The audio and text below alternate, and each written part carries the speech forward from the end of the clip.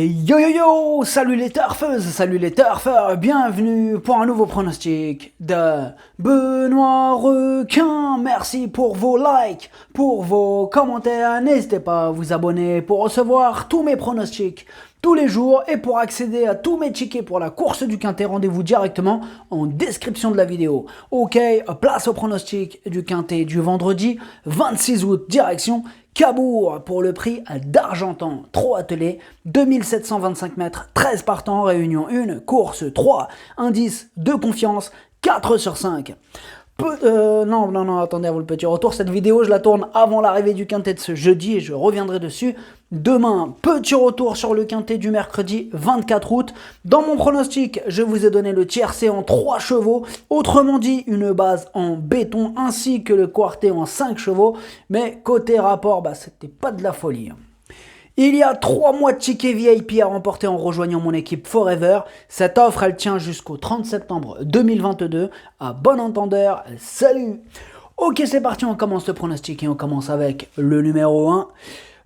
Glamour Queen, et on n'aura pas les commentaires de l'entraîneur pour ce numéro 1 que j'ai pas retenu dans mon pronostic. Par contre, c'est mon deuxième cheval de complément en cas de non partant et on lui accordera une petite note de méfiance. Atlas, درتشوف البلاصه ديال لي نون بارطون والثاني فيهم عندكو là les Braidelov chez champ réduit lâchez-la. On passe au numéro 2, Excel d'amour. On écoute Hugues Montulé. Excel d'amour est bien engagé, mais il est contraint d'affronter de bons 6 ans.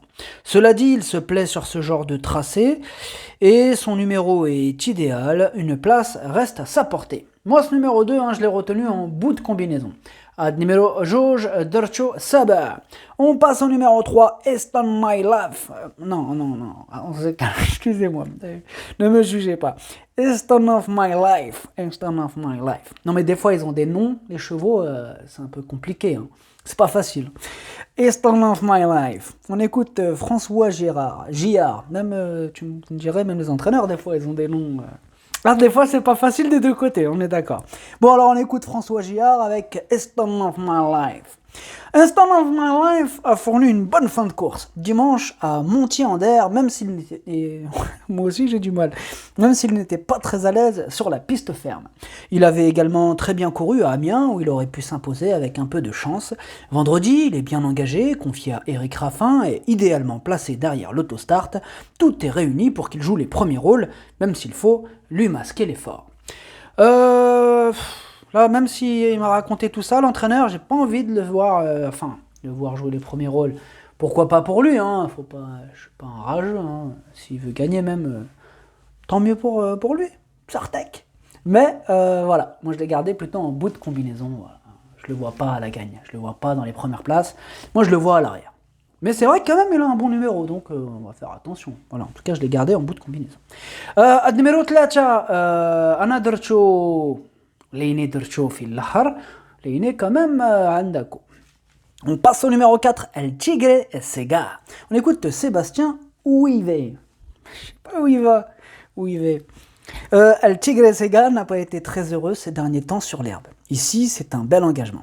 Cela dit, il faudra voir le déroulement de course car il doit normalement courir caché.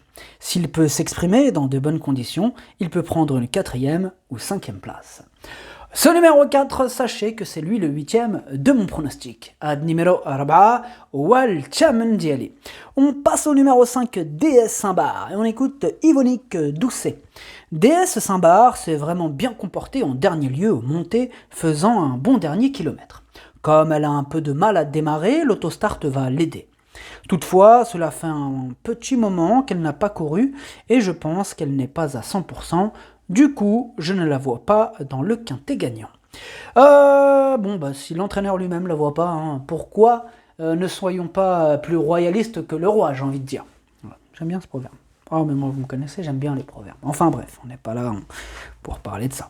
Alors, moi, ce numéro 5, je ne l'ai pas retenu dans mon pronostic, mais vraiment, en cas de défaillance, j'ai envie de dire, il faudrait vraiment que ça se passe mal à l'avant de la course, pour qu'on voit le numéro 5 se pointer. En même temps, vous me direz, quand même, il a un bon numéro. Donc si ça se passe mal, il va pointer le bout de son nez. C'est déjà arrivé, des grosses cotes, on en voit souvent. Donc, pourquoi pas pour les amateurs, les petits malins qui vont jouer en champ réduit, qui ne seront pas pris par surprise.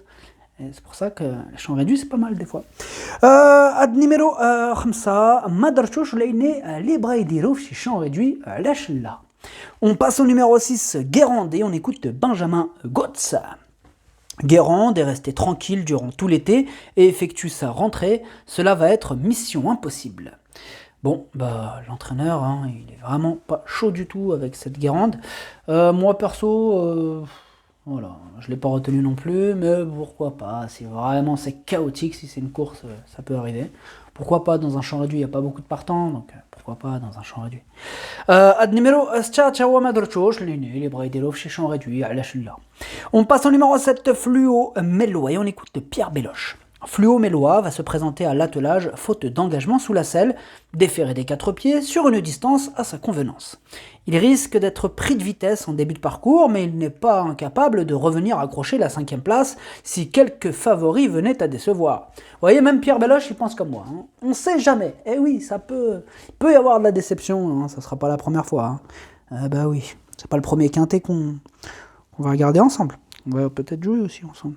Eh oui, donc quelque part, attention. En tout cas, moi, ce numéro 7, il me fait un peu peur dans le sens où c'est mon vrai regret, c'est mon cheval de complément en cas de non-partance numéro 7. Attention, attendez. Oui, on est d'accord, c'est bien le 7.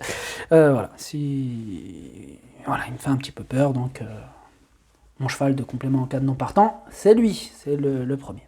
Ad numéro 7 درتو في البلاصه ديال لي نون بارطون حداهما عندكو لي بغا يديروا في شي شون ريدوي لي بغا يلعبوا كيما بغيتو ليني عندكم هو الاول فيهم عندكم.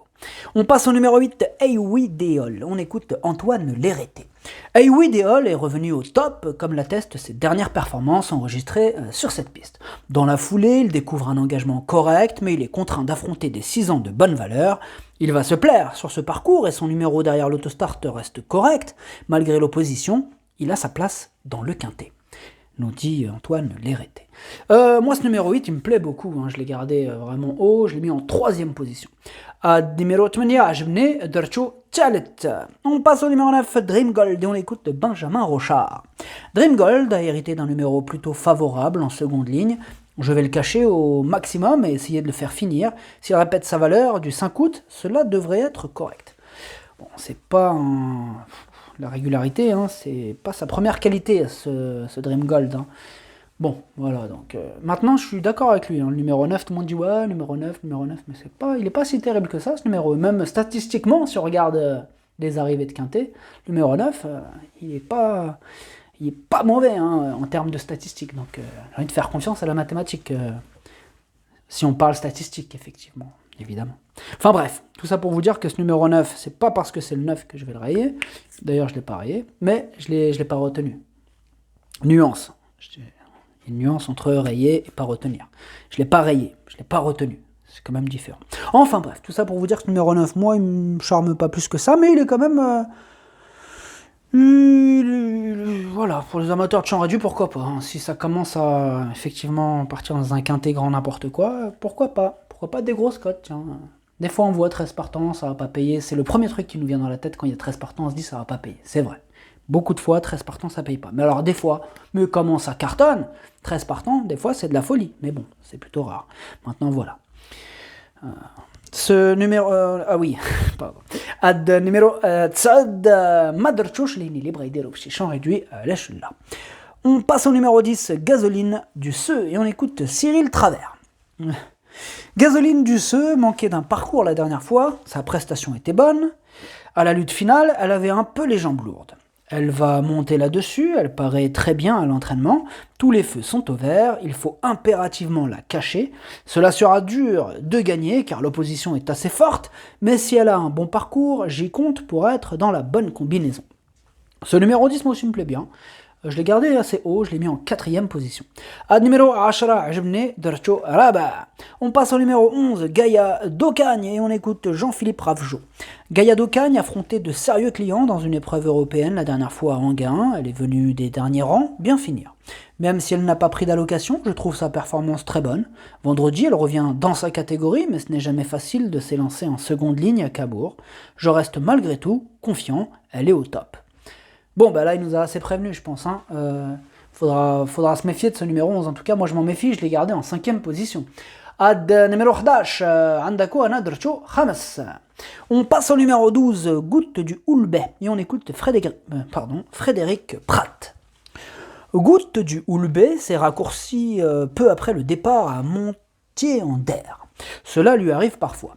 Toutes ses courses précédentes étaient bonnes. Vendredi, l'autostart devrait l'aider à s'élancer. Sa situation en seconde ligne ne devrait pas la déranger. Elle n'a jamais déçu sur cette piste. Et encore une belle carte à jouer. C'est vrai qu'elle est dans son jardin à Cabourg. Attention à ce numéro 12, hein, il me plaît beaucoup. Moi, je l'ai mis en 2e position. Ad numéro 12, عجبني بزاف درتو تاني.